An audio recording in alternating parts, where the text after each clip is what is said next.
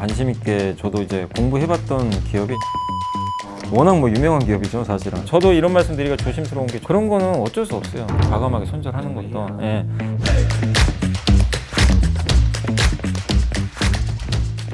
시장에서 요즘에 최근에 눈여겨보고 있는 제약바이오 뭐 섹터나 뭐 종목이나 기술 뭐 이런 게 있을까요? 일단 이제 저는 뭐 첫 번째로 CDMO 중에서 좀 관심 있게 저도 이제 공부해봤던 기업이 ST팜.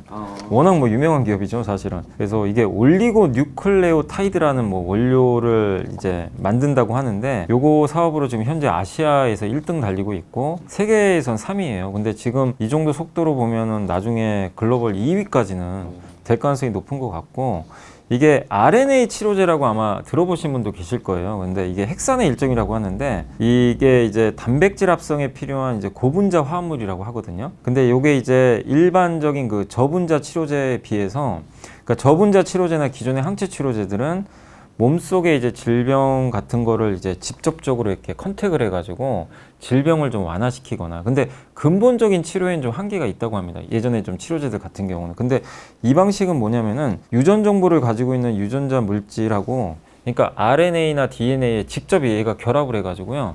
원천, 그러니까 한마디로 발본색원하는 거죠. 아예 병이 발생을 아예 하지 못하게 원천적으로 차단하는 그런 효과가 좀 있다고 하더라고요. 그래서 이걸 이제 RNA 치료제를 좀 많이 선호하는 현상들이 좀 나오고 있는데, 근데 이 RNA 치료제를 만들기 위한 이제 원재료를 만드는 기업이다라고 좀 생각하시면 좀 좋을 것 같아요. 근데 이게 그동안 시장이 좀 안 넓었던 이유 중에 하나가 이 RNA 치료제가 희귀 질환에 좀 많이 좀 채택이 됐었어요. 그러다 보니까 시장이 당연히 작겠죠. 작죠. 그러다 보니까 이제 성장성이 좀 약했는데, 최근에 들어와서 간염이라든가 심혈관 질환 같은 건 만성 질환이잖아요. 이쪽 시장으로 지금 실제로 이게 시장이 조금씩 약간 넓혀지고 있다, 이렇게 보시면 좋을 것 같고, 특히 그 노바티스에서 나온 그 블록버스터 의약품 중에 하나가 고지혈증 치료제, 이게 이름이 렉비오라고 하더라고요. 렉비오요? 네, 렉비오가 1년에 2번만 투약하면은 증상을 좀 개선한다고 하는데, 이쪽 시장이 이제 어쨌든 고지혈증 치료제 같은 것도 만성 질환이잖아요. 근데 이쪽에 이제 RNA 치료제가 점점 이제 침투를 하는 거죠. 근데 요거는 저도 ST팜이 실제로 언급한 건 아니기 때문에 알 수는 없지만, 증권사 이제 보고서나 이런 데 보면 애널리스트 분들이 뭐라고 했냐면, 아마 이 노바티스의 렉비오를 ST팜이 수주한 거 아니냐, CDMO를. 네네. 그런 좀 얘기들이 좀 일부 나와 있더라고요. 그랬다면 진짜 이거는 시장이 커지는 거죠. 커지는 시장에서 ST팜이 수주를 따냈다면 굉장히 긍정적인 어떤 효과를 좀 볼 수밖에 없기 때문에 저는 좀 굉장히 좀 긍정적이다. 그리고 희귀질환은 어쨌든 양이 너무 적지만, 그러니까 희귀질환이 이 ST팜을 만드는 그 원료 의약품 같은 게 연간 100kg 정도가 사용된대요. 예를 들면 사용량이. 근데 만성질환으로 가면요, 톤 단위로 바뀐대요. 계속 맞아요. 네, 그러니까 어마어마한 거, 한 10배 정도 큰 거죠 사실은. 근데 렉비오가 열어준 거죠 어떻게 보면. 그래서 한번 기대를 해볼 만하다. 그래서 내년에 증설이 또 완료가 되면 글로벌 2위까지 갈 수 있다. 그래서 한번 ST팜을 너무 단타로 하진 마시고, 그러니까 바이오 기업들도 막 사고 팔고 하신 분들 계시는데 요즘에 좀 주가 안 좋잖아요, ST팜도. 그렇지만 내년 증설까지 한번 기대를 하시는 분들은 내년 증설이 끝날 때까지는 한번 여러분들이 한번, 저는 좀 장기 관점에서 보는 것도 저는 좀 괜찮다라고 말씀을 드리고 싶습니다. 그리고 이제 제가 ST팜 말고도 찾아보니까 ADC라는 이제 의약품 기술이 하나 있더라고요. 이제 용어가 ADC라는 이제 용어를 좀 많이 쓰는데, 이제 항암제도 1세대가 있고 2세대가 있고 뭐 3세대 이런 식으로 나누는데, 1세대가 이제 굉장히 이제 세포 독성을 좀 치료해주는, 아시겠지만 이렇게 드라마 같은 데 보면 항암 치료 받다가 막 머리 다 빠지고, 이제 그게 이제 1세대거든요. 그러니까 암세포만 죽이는 게 아니라 그냥 멀쩡한 세포까지 다 죽여버리니까. 그런 게 이제 그게 1세대고, 이제 두 번째가 암세포만 표적해서 타겟하는 거, 그게 이제 표적 항암제가 2세대라고 하는데, 이 ADC는 뭐냐면요, 항체와 약물을 이제 결합하는 건데 2.5세대라고 하더라고요. 그러니까 1세대하고 2세대가 섞여 있는 거예요. 약간 이제 그거를 ADC 뭐 플랫폼 기술이라고 하는데, 이게 이제 두 가지로 나눈데요. 약물을 이제 표적으로 이동시켜, 그러니까 암세포를 표적해서 딱 가져야 되잖아요. 그거를 이제 이동시키는 부분을 캐리어 부분이라고 하고, 용어로. 그 다음에 이제 거기 딱 달라붙어 가지고 약효를 내야 될 거 아니에요. 그 약효를 내는 부분을 페이로드라고 합니다. 용어가 좀 어렵겠지만 이 두 개가 같이 들어가 있는 거예요. 그래서 만약에 이제 ADC 기술이 들어간 걸 내가 만약에 복용을 하게 되면, 옛날에는 그냥 멀쩡한 세포 다 다 죽여버렸잖아요. 죽이는. 예. 근데 이거는 독성도 있으면서 이제 암세포만 타겟을 하기 때문에 굉장히 효율성이 좀 있겠죠. 그래서 그런 이제 치료제가 요즘에 좀 각광을 좀 받고 있다고 합니다. 그래서 되게 많아요. 이게 찾아보시면 워낙 영어들이 좀 어려우니까 좀 많긴 한데 대표적인 회사가 뭐냐면 일본의 다이이치 산교라는 이 회사가 개발한 에노투라는 제품이 있대요. 그래서 유방암 환자 대상으로 반응률을 조사해 봤더니 60.9%가 반응을 좀 보였다고 합니다. 그리고 질병 통제율이 무려 97.3%나 될 정도로 경쟁 치료제를 좀 압도를 해가지고 FDA에서 이게 신속 승인 받았어요. 그래서 출시를 했고 네네. 그리고 계속 지금 추가 임상을 좀 하고 있는 것 같은데 아스트라제네카가 이걸 8조 원에 달하는 금액으로 기술 도입을 해버린 거예요. 사버린 거죠. 예. 네, 워낙 이제 기대가 되니까. 그리고 길리어드나 뭐 머크라는 회사들도 이런 기술들을 도입하기 위해서 굉장히 투자를 지금 많이 하고 있는데 요거와 관련돼서 한국의 2개 회사가 지금 개발을 좀 하고 있어요. 하나가 레고캠 바이오. 네, 많이 들어보세요. ADC 하면 이제 레고캠이 떠오를 정도로 굉장히 유명한데 근데 일본의 1위 제약사인 다케다 같은 곳에다가 총 11개 이제 회사에 5조 원 정도 기술 수출 계약을 맺었어요. 레고캠 바이오가 이미 그 제품 이 기술 그러니까 신약 후보 물질 같은 거를 이제 개발을 해가지고 이제 넘기는 거죠. 기술 수출하는 건데 어쨌든 올해 하반기에 좀 기대해볼 만한 게 뭐냐면 중국의 그 복성제약이라고 있거든요. 여기서 개발 중인 LCB14라는 그 제품이 있는데 여기 임상 일상 데이터가 나올 거예요. 근데 레고캠 바이오의 ADC 기술이 들어가 있어요. 거기. 근데 만약 이게 잘 나온다면 너무나 좋겠죠. 예. 근데 이게 대부분은 처음에 전임상할 땐 동물로 하잖아요. 근데 이번 그 임상은 이제 사람을 대상으로 하는 거기 때문에 이 복성제약 제품이 만약에 잘만 된다면 레고캠 바이오는 좀 모멘텀을 받을 수 있다. 굉장히 매출이 네. 늘어날 수 있는.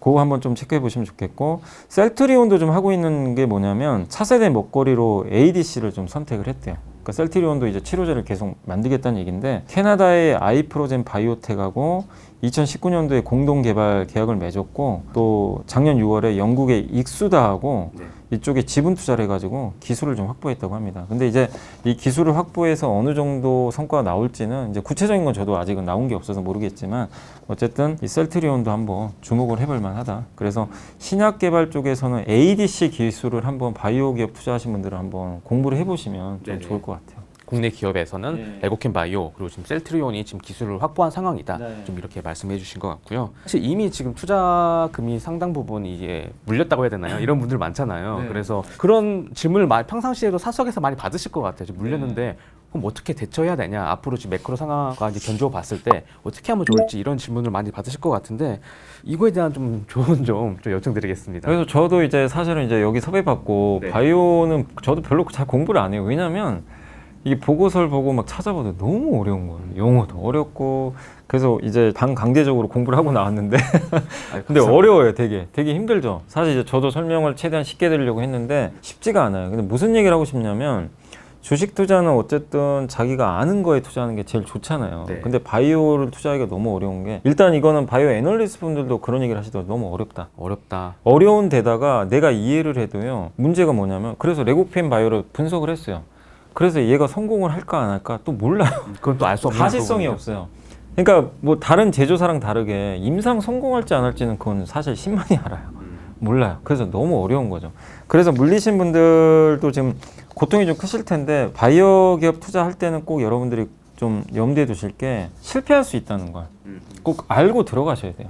그러니까 내가 만약에 100만 원을 투자하더라도 이 100만 원이 없어질 수도 있겠구나. 그런 마음으로. 네, 왜냐면 아니 진짜 반반이에요. 임상 3상 다 통과하고도 실패하잖아요. 나중에 FDA에서 승인 안 해줘가지고 그런 경우까지 생기니까. 근데 임상 1상, 2상에서 실패한 경우는 얼마나 많겠어요.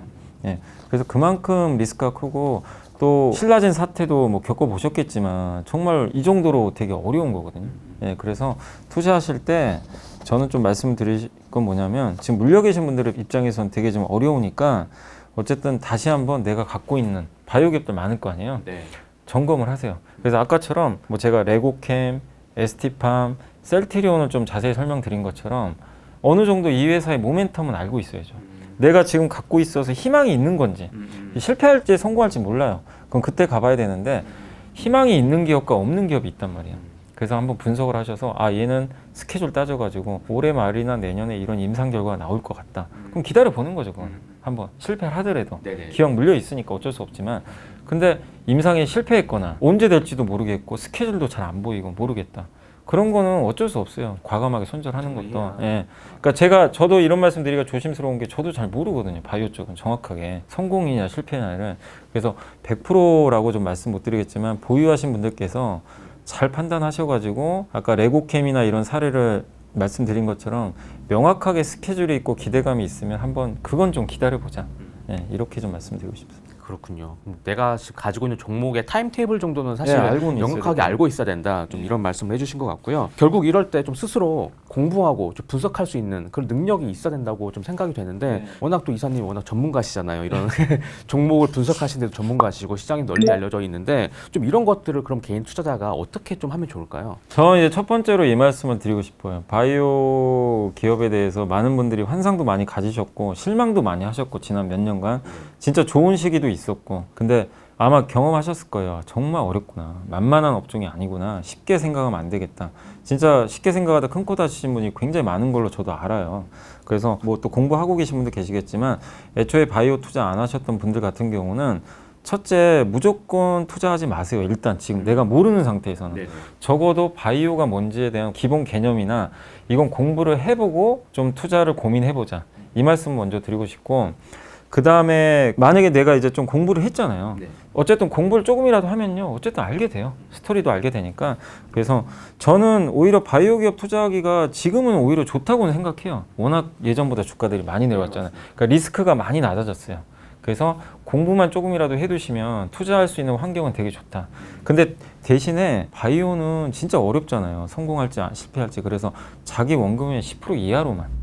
예, 내가 그러니까 뭐 삼성바이오는 신약 개발하는 회사는 아니잖아요. 네, 그렇죠. 검증돼 있잖아요. 그러니까 그런 기업들이야 뭐 내가 좀 공부해가지고 비중을 좀 더 실을 수 있겠지만 신약 개발로 무조건 승부 보는 업체는 진짜 모릅니다. 그거는. 그래서 자기 원금의 10% 이하로만 투자를 하자. 저는 그래서 거기에 여러분의 목숨을 거시면 안 돼요. 그런 분들 계시더라고요. 많죠. 아 그러다 진짜 힘들어지신 분이 얼마나 많아요. 그러니까 자기 원금의 10% 이하로만 좀 리스크를 짊어지지 말자. 네. 이렇게 하시고 다만 10% 정도는 괜찮다고 보는 게 이게 성공했을 때 보상이 어마어마하거든요. 이번에 HLB 봤잖아요. 네. 물론 100% 성공했다고 본 건 아니지만 1차 지표가 그렇게 좋게 나온다니까 그냥 순식간에 주가가 네. 폭등을 해버렸어요. 그 정도로 보상이 큰 게 또 바이오 섹터입니다. 그래서 지금 투자하기엔 좋은 환경이니까 한번 그런 관점에서 한번 하시면 좋겠고 마지막으로 제가 책 3권만 한번 좀 추천을 드릴게요. 뭐냐면 저도 이제 좀 검색을 해보고 좀 평도 보고 저도 뭐 읽어본 것도 있지만 아직 안 읽어본 것도 있는데 제가 좀 이렇게 고민을 해보니까 이 3개 정도는 한번 읽어보시고 투자하시면 좀 좋을 것 같아서 그 박한슬 씨가 쓴 그 바이오 투자의 정석이라는 책이 있고요. 김시연, 이영기 씨가 쓴 바이오 의약품 시대가 온다. 그리고 이태영 씨가 이분은 아마 펀드맨이었던 걸로 아는데 제약 바이오 투자 인문학이. 왜냐하면 물론 리포트를 먼저 보는 것도 좋지만 리포트 보면요 정말 여러분이 그 보자마자요 그냥 이게 바로 닫아버립니다. 바로 닫으면 이해가 안 됩니다. 이해가 전혀 안 돼. 네. 그럼 내가 수학 문제 풀 때 기본 공식은 알고 해야 되잖아요. 똑같아요. 네네. 그래서 바이오 이렇게 입문할 수 있는 좋은 책들이 있으니까 요거 한번 공부해 보시고 바이오 리포트를 읽으면 좀 더 아니면 바이오 유튜브를 본다거나 그럼 좀 더 명확하게 들어올 거예요. 그래서 한번 이렇게 공부를 한 다음에 투자하실 것을 좀 권유드리겠습니다. 네, 알겠습니다. 저 오늘 염승환 이사님 말씀 이렇게 처음 만나뵈서 들었는데 왜 이렇게 시장에서 염 이사님이 인기가 많은 줄 이번에 정말 깨달았고 정말 실용적인 정보들 많이 알려주신 것 같아서 정말 감사드립니다. 오늘 야구론 기자들 염승환 이사님 모셨고요. 오늘 말씀 여기까지 듣도록 하겠습니다. 감사합니다. 네, 감사합니다.